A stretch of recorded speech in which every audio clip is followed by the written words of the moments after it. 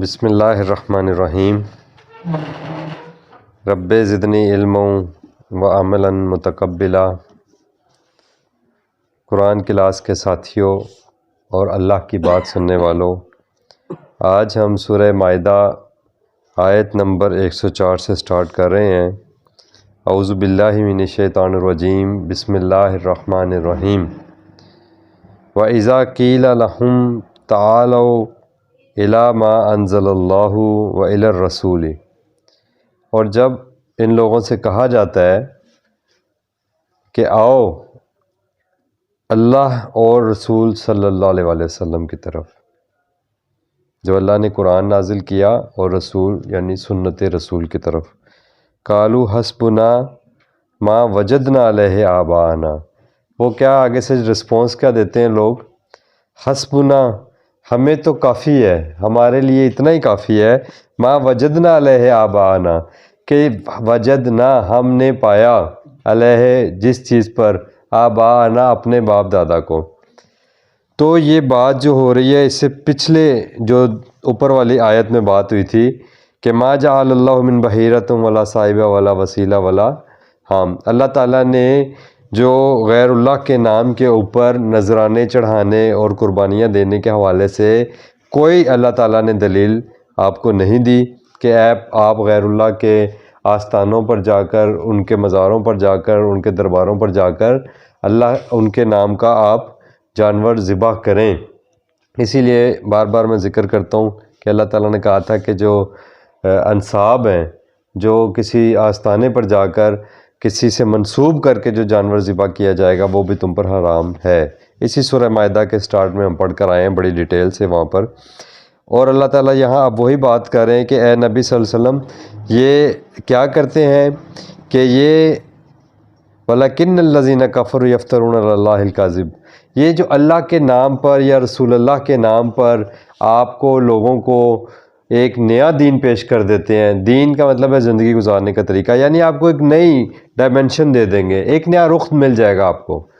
اور یہی دیکھیں کہ ایک جگہ بھی پھر کوئی نہیں رکتا، جب آپ اللہ کے در کو چھوڑیں گے نا تو پھر آپ کو در در پہ ٹھوکریں کھانی پڑیں گی۔ وہ اقبال نے کہا تھا نا، وہ ایک سجدہ جسے تو گرا سمجھتا ہے، ایک وحدہ لا شریک ہستی کے ساتھ اگر آپ اٹیچ ہو کر اپنی زندگی گزاریں اور اس کے احکامات یعنی قرآن کے اوپر عمل کرتے ہوئے اپنی زندگی کو آپ گزاریں، یہ آپ کے لیے ان ساری باتوں سے بہت بہتر ہے جو آپ کو ان بے شمار خداؤں سے اور بے شمار باتوں سے اور در در کی ٹھوکروں سے بچا لے گی۔ ہزار سجدوں سے دیتا ہے آدمی کو نجات۔ ایک جگہ سرنڈر کر لو تو تمہارا مسئلہ حل ہو جائے گا۔ آپ دیکھیں کہ کسی ایک جگہ جو اللہ کے ساتھ نہیں رکتا، پھر وہ غیر اللہ کے ساتھ کبھی اس در پہ، کبھی اس در پہ، کبھی اس در پہ، کیونکہ روایات کا یہ کمال ہے کہ وہ بتاتے ہیں کہ اچھا جی اگر آپ کا کاروبار نہیں چل رہا تو آپ فلانی جگہ جائیں، اچھا ٹھیک ہے جی فلانی جگہ چلے گئے، اچھا جی اولاد نہیں مل رہی تو اولاد کے لیے آپ فلانی جگہ جائیں، وہ ہو گئی نا دوئی۔ اب وہ دوئی سے آگے کتنی ڈائریکشنز آپ کو مل رہی ہیں، یعنی پھر آپ کی کوئی لمٹ نہیں رہ جائے گی۔ اللہ تعالیٰ نے کہا یہ سب جھوٹ گھڑتے ہیں۔ اگر یہ سب اللہ اور رسول اللہ صلی اللہ علیہ وسلم کے نام پر جھوٹ نہیں گھڑیں گے تو لوگ کیسے متاثر ہوں گے ان کی باتوں سے؟ اللہ تعالیٰ نے قرآن میں بار بار یہ آیات استعمال کیے ہیں کہ اللہ کے نام سے جھوٹ گھڑتے ہیں، اللہ کے نام سے جھوٹ گھڑتے ہیں، یعنی بتائیں گے آپ کو اسی دین کے لبادے میں آپ کو یہ چیزیں پیش کی جائیں گی۔ آپ کو اللہ کے نام پر ہی شیطان نے دھوکہ دینا ہے۔ ایسا نہیں ہوتا کہ وہ آپ کو کہے کہ اللہ ہے ہی کچھ نہیں، اللہ کی بات نہیں مانو، رسول اللہ صلی اللہ علیہ وسلم نے کچھ پیش نہیں کیا، ان کی کوئی سنت نہیں ہے، نہیں، وہ آپ کو یہ بتائے گا ہی نہیں، وہ آپ کو کبھی بھی کوئی یہ نہیں کہے گا، بلکہ وہ آپ کو کیا کرتے ہیں، وہ آپ کو کتاب اللہ کی طرف آنے سے پہلے ہی دائیں بائیں سے آپ کو اچک کر لے جاتے ہیں، اور یہی بات اللہ تعالیٰ نے کی ہے کہ پھر تم کیسے اچک لیے جاتے ہو، یعنی جب تم قرآن کی طرف نہیں آؤ گے تو پھر آٹومیٹیکلی تم اچک لیے جاؤ گے۔ تو وہ اللہ تعالیٰ کہہ رہے ہیں کہ ان سے کہیے اے نبی صلی اللہ علیہ وسلم کہ اس بات کی طرف آؤ جو اللہ تعالیٰ نے نازل کی ہے یعنی قرآن، وَإِلَى الرَّسُولِ اور سنت رسول صلی اللہ علیہ وسلم کی طرف ان کا عمل اس قرآن کے مطابق ہے۔ اور جب آپ سنت کے اوپر چلیں گے تو پھر آپ کو کوئی اور در نظر نہیں آئے گا اللہ کے در کے سوا۔ رسول اکرم صلی اللہ علیہ وسلم اللہ کے در کے سوا کسی اور در پر جا کر آپ صلی اللہ علیہ وسلم نے کوئی چڑھاوے نہیں چڑھائے، کوئی نذرانے نہیں دیے۔ کس کی سنت پر عمل کر رہے ہیں آپ کو رسول اللہ صلی اللہ علیہ وسلم کی نام سے بہکا دیا جاتا ہے، آپ کو ان کی آل کے نام پر اپنے پیچھے لگا لیا جاتا ہے، آپ کو ان کے ماننے والوں کی اور ان کی قربت کا دعویٰ کرنے والوں کے نام لے لے کر آپ کو کنیاں ڈالی جاتی ہیں، پھنسایا جاتا ہے، آپ کو آپ کا شکار کیا جاتا ہے۔ یہ اللہ پاک بتا رہے ہیں قرآن میں۔ کب میں نے کہا ہے لوگوں سے کہ اس طرح کرو؟ کہاں میرے قرآن میں یہ بات لکھی ہے؟ تعالوا الی ما انزل اللہ، آؤ نا اللہ کی نازل کردہ کی طرف، یہاں سے دلیل دو۔ وَإِلَى الرَّسُولِ، اور سنت رسول دکھاؤ کہ آپ صلی اللہ علیہ وسلم کو تو قرآن میں اللہ تعالیٰ نے حکم دیا ہے اتبعوا ملت ابراہیم حنیفہ، اے نبی صلی اللہ علیہ وسلم ابراہیم علیہ السلام کے طریقے کی پیروی کیجئے۔ تو آپ صلی اللہ علیہ وسلم نے کہاں حضرت ابراہیم علیہ السلام کا وہ قبر کو ڈھونڈا، پھر اس قبر کے اوپر ایک بلڈنگ بنائی اور پھر اس بلڈنگ کا ایک نظام بنایا، پھر اس نظام میں چندوں کا نظام اور قربانیوں کا نظام اور نذرانوں اور چڑھاووں کا نظام بنایا۔ یہ آپ کو سنت رسول سے مل رہا ہے؟ یہ کسی نبی کی سنت سے آپ کو نہیں مل رہا۔ نبی یہی تو کام کرنے آئے، اور جب لوگوں کو یہ سمجھائی بات تو آپ صلی اللہ علیہ وسلم کو بھی یہی جواب ملا جو آج ہمیں ملتا ہے۔ آپ آزما لیں، اللہ کی بات کریں۔ قالوا حسبنا ما وجدنا علیہ آباءنا، ہمیں کافی ہے بھائی، ہمیں نہ چھیڑو، ہمارے باپ دادا غلط کر رہے تھے، بزرگوں نے یہ بتایا، بزرگ یہ کہتے ہیں، بزرگ وہ کہتے ہیں، بزرگوں کا نام لے لے کر آپ کو ادھر سے ادھر، ادھر سے ادھر ٹامک ٹوئیاں کھاتے رہیں گے، لیکن قرآن کی طرف نہیں آئیں گے۔ ان کا بس نہیں چل رہا کہ آپ کے اوپر حملہ کر دیں، آپ کو برا بھلا کہیں، لیکن اپنے پاس ان کے پاس کیا دلیل ہے؟ وہ یہی دلیل ہے جو اللہ تعالیٰ نے قرآن میں بتائی ہے، کیونکہ یہ اللہ پاک بتا رہے ہیں۔ اللہ تعالیٰ یعلم ما فی الصدور، جو ہمارے سینوں میں اللہ جانتا ہے۔ لوگوں کو دھوکہ دیا جا سکتا ہے، اللہ پاک کو دھوکہ نہیں دیا جا سکتا، اور یہ کلام اللہ کا ہے۔ اللہ کہہ رہے ہیں کہ نبی صلی اللہ علیہ وسلم، ان کا یہ کہنا کہ ہم نے تو باپ دادا کو ایسے کرتے دیکھا تو ٹھیک ہے۔ رسول اکرم صلی اللہ علیہ وسلم نے فرمایا کہ ہر بچہ فطرت پر پیدا ہوتا ہے، اور فطرت اسلام ہے۔ اس کا مطلب یہ ہے کہ ہر بچہ مسلمان پیدا ہوتا ہے۔ ایک یہودی کے گھر میں ایک مسلمان بچہ پیدا ہوتا ہے، اور جب وہ اپنے یہودی پیرنٹس کے ساتھ چلتا پلتا بڑھتا ہے، اور ہندو مسلمان اپنے ماں باپ کے ساتھ بڑھتا پلتا پھولتا ہے، اور جس فرقے سے بھی ریلیٹڈ ہو، جب وہ اس میں پلتا پڑھتا پھولتا ہے تو وہ اسی کا ہو جاتا ہے، اور اس کے پاس حق کا کرائٹیریا یہ ہے کہ وہی حق پر ہے۔ یعنی جو جس جگہ پہ پیدا ہو گیا نا، اس کے پاس حق کا کرائٹیریا یہ ہے کہ علیہ وجدنا آباءنا، ہم نے تو اپنے باپ دادا کو ایسے ہی کرتے دیکھا، بھائی ہمیں نئی بات نہ بتاؤ۔ یہ آج تمہیں سمجھ میں آ رہا ہے قرآن، 1400 سال سے تو کسی نے یہ بات نہیں کی۔ بھائی 100 سال 125 سال پہلے شاہ ولی اللہ نے فرسٹ ٹائم قرآن پاک کا ترجمہ کیا عربک سے پرشین میں، اور جب شاہ ولی اللہ رحمہ اللہ علیہ نے قرآن پاک کا عربی سے پرشین لینگویج میں فرسٹ ٹائم کسی اور لینگویج میں ٹرانسلیشن کی، تو شاہ ولی اللہ کے اوپر بھی فتوے لگے، ان کو بھی لوگوں نے کافر تک کے فتوے لگائے، انہوں نے کہا بھائی آپ نے قرآن کو کیسے آپ ترجمہ کر سکتے ہو؟ قرآن کا تو کوئی ترجمہ نہیں کیا جا سکتا۔ اور عربی کے الفاظ آج بھی رٹے رٹائے ہم پڑھتے ہیں اور ثواب لیتے رہتے ہیں، اور ہمیں معلوم ہی نہیں ہے کہ یہ ہمیں کیا کہہ رہا ہے۔ اللہ کی بات جب آپ کے سامنے کھل کر آ جائی ہے تو آپ آج تو غور کریں، آپ تو خوش قسمت ہیں اگر ان کے پیرنٹس کو نہیں ملا۔ اور اللہ تعالیٰ آگے سے یہ بات کریں، اولو کان آباؤہم، اور اگرچہ تھے آباؤہم ان کے آباء و اجداد، والدین پیرنٹس، لا یعلمون شیئا، کہ وہ کسی چیز کا علم نہیں رکھتے تھے۔ وہی بات آ گئی نا کہ اگر 100 سال پہلے ترجمہ نہ ہوتا قرآن کا تو آج ہمیں بھی قرآن صرف عربی فارم میں ملتا، اور ہم بھی وہی رٹے رٹائے جملے پڑھ رہے ہوتے، ہمیں کچھ لا یعلمون، ہمیں کچھ علم نہ ہوتا۔ تو کہاں گئی وہ باتیں جو کہتے کہ تمہیں آج سمجھ آئی ہے؟ بھئی قرآن کو کھولے ہی تو اب جا رہا ہے، قرآن کو ترجمے تفسیریں ہی تو اب کی گئیں۔ اور جب ہمارے علماء کرام نے، ہمارے جو پہلے کے بزرگوں نے اس کے قرآن کا ترجمہ کیا، تو آخر آپ کسی نہ کسی فرقے میں موجود رہتے ہوئے اپنے عالم کے ترجمے والا قرآن پڑھ کر دیکھ لیں، آپ تو اس طرف بھی نہیں آنے کے لیے تیار. اس وقت بھی آپ کی اسٹیٹمنٹ کیا ہوتی ہے کہ ہم اپنے آباء و اجداد کے طریقے پر ہیں, اور اللہ کہہ رہا ہے ان کو کوئی علم نہیں تھا, ولا یہتدون, اور اسی وجہ سے وہ ہدایت پر بھی نہیں تھے. اور ایک سورہ بقرہ میں اور مختلف قرآن میں مختلف جگہوں پر آیا اولو کان آباؤہم لا یعقلون, اگر ان کے باپ دادا نے عقل بھی نہ استعمال کی ہو. سورہ بقرہ میں سب یہ ہے کہ آپ کی عقل, آپ کی سوچ, آپ کا غور و فکر اور تدبر یہ بتا دے گا کہ دراصل اللہ کے سوا کوئی اور با اختیار نہیں ہے, کہ دراصل ایک ہستی ہے جس کے پاس ہر قسم کا اختیار ہے, اور ہمیں اسی کے آگے جھکنا ہے, ہمیں اسی کی خوشنودی کے لیے بھاگ دوڑ کرنی ہے, اور اپنی جان مال اور اپنا وقت اسی کے لیے کھپانا ہے. پھر آپ غیر اللہ کے لیے اپنا وقت نہیں کھپائیں گے. وہ اللہ تعالیٰ نے بتایا تھا کہ عقل سے بھی سوچو گے نا, تو تم جب تھنکنگ پروسیس کرو گے تو تمہارے پہ باتیں کھلتی چلی جائیں گی کہ یہ لوگ جن کے ساتھ آج ہم اپنی حاجتیں اور امیدیں پوری کرنے کی التجائیں کر رہے ہیں, یہ بھی تو حاجت اور آس کے بغیر زندگی نہیں گزار کر گئے. کون ہے ایسا جس کی کوئی ضرورتیں نہ ہو, جس کی کوئی حاجتیں نہ ہو؟ وہ تو خود ضرورت مند ہے. جو ہم نے اللہ کے ساتھ ساتھ جن کو ہم نے با اختیار سمجھ کر پکار رہے ہیں کہ وہ ہماری بگڑی بنائیں گے, ہمارے کام سنواریں گے, تو اللہ تعالیٰ نے کہا عقل استعمال کرو تو تب بھی تم اس کرائٹیریا پر آ جاؤ گے. لیکن اگر تمہارے پاس یہ العلم آ گیا ہے تو پھر کم از کم اس علم کی بنیاد پر آ جاؤ. پھر بھی یہی بات کہ جی ہمارے پیرنٹس جو کرتے رہے, فور فادرز جو کرتے رہے, ہم نے اس کو نہیں چھوڑنا. یا ایھا الذین آمنوا علیکم انفسکم, ہر شخص اپنے آپ کا خود ذمہ دار ہے. یہ اللہ تعالیٰ کا دو ٹوک فیصلہ ہے. اب سمجھ آ گئی ہے کہ اللہ تعالیٰ یہ بات کیوں کرتے ہیں کہ پیرنٹس یا فور فادرز کی بات نہیں کرو. علیکم انفسکم, تم پر تمہاری اپنی ذمہ داری ہے.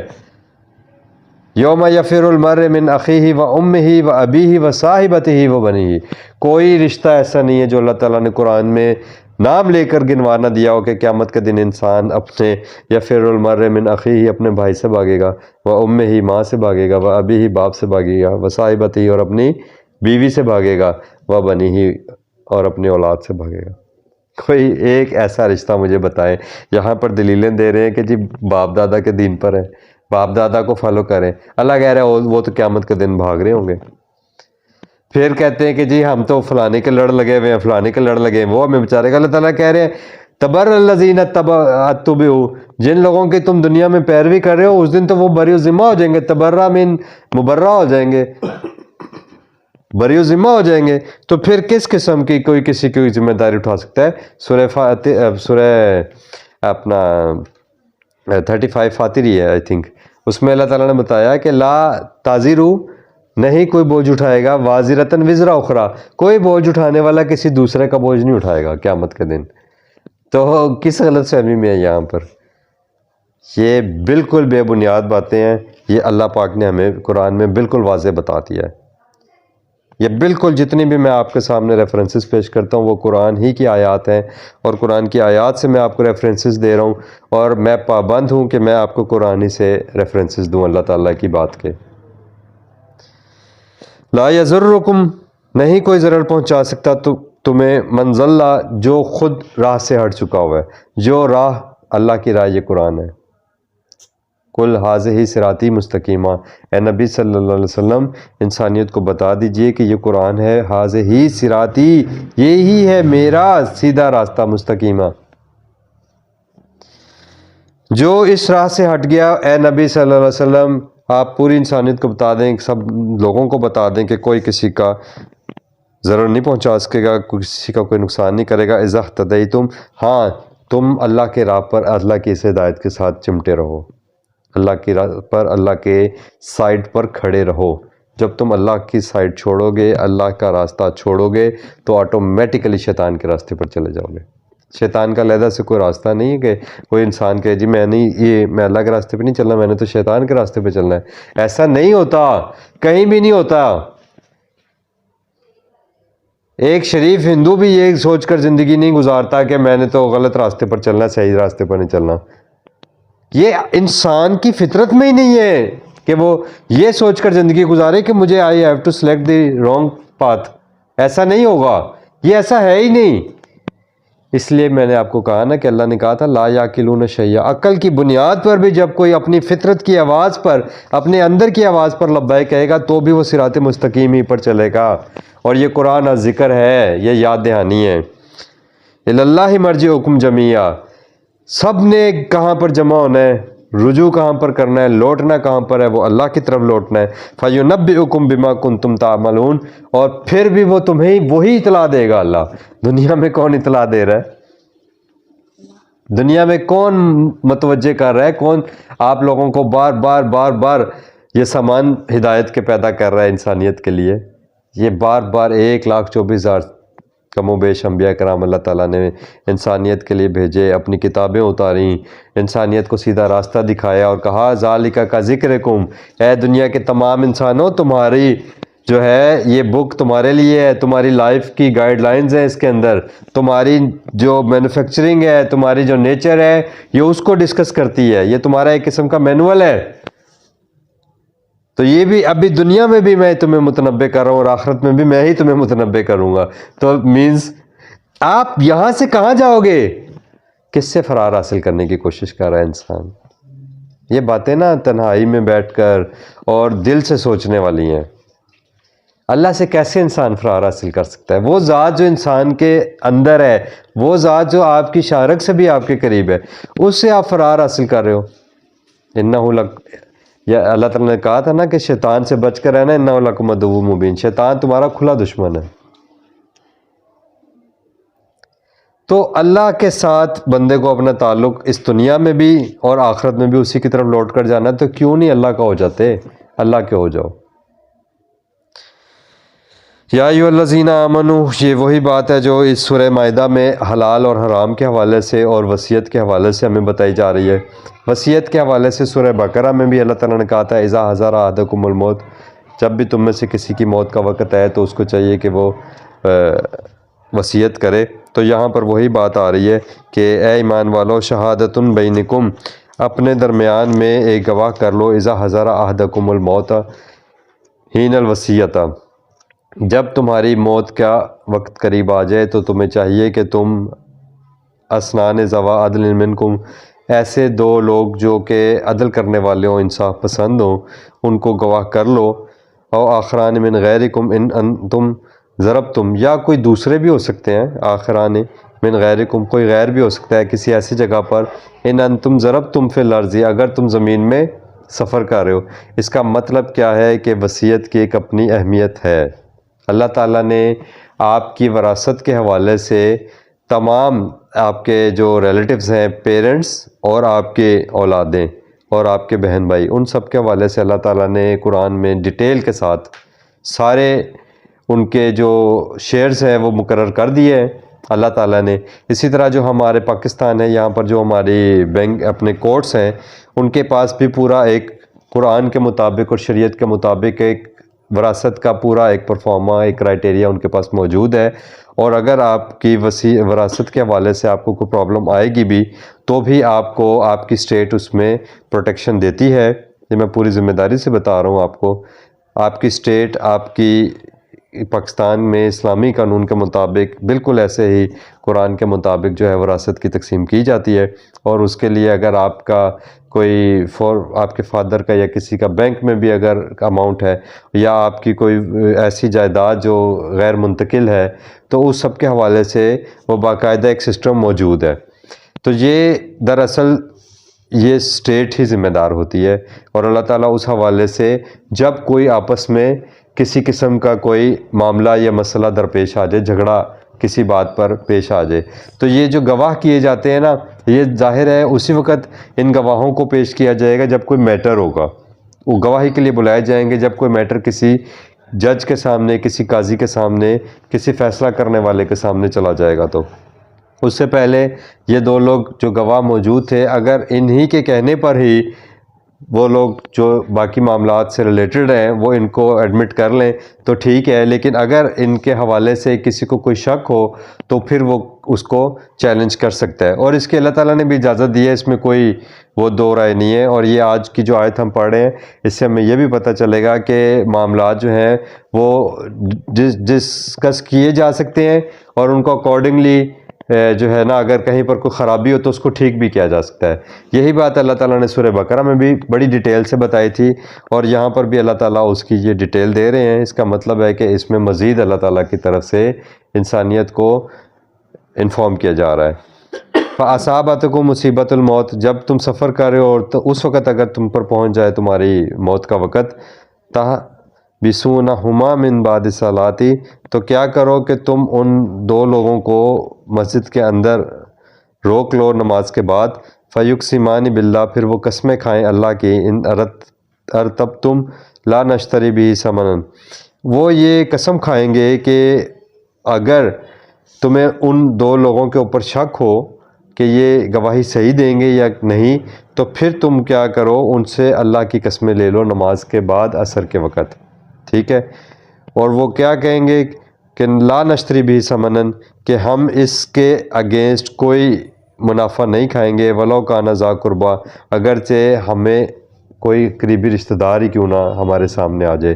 تو اس کا مطلب یہ ہے کہ گواہی کو نہیں چھپائیں گے، اور جو گواہی دینے کے لیے ہم نے قسم کھائی ہے اللہ کی، اللہ کو گواہ بنایا ہے، تو ہم اس پر قائم رہیں گے۔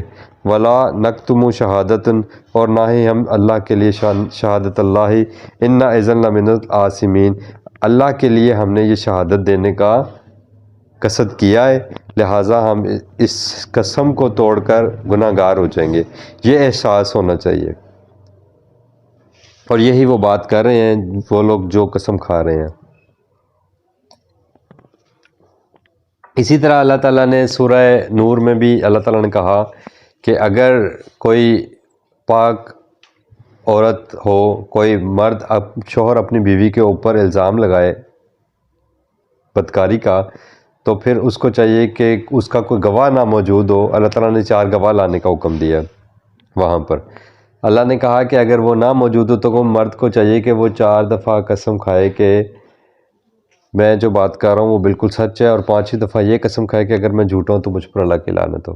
پھر ساتھ ہی آگے اللہ تعالیٰ نے کہا کہ عورت کو سزا سے یہ بات بچا سکتی ہے کہ وہ 4 دفعہ اللہ کی قسم کھائے کہ یہ جھوٹ بول رہا ہے، ایسا کوئی معاملہ نہیں ہے، اور 5ویں دفعہ وہ قسم کھائے کہ میں قسم کھاتی ہوں کہ اگر میں جھوٹی ہوں تو مجھ پر پھر اللہ کی لعنت ہو۔ تو اللہ نے کہا پھر اس طرح اس عورت کو اللہ سزا سے بچا لیں گے، ٹھیک ہے۔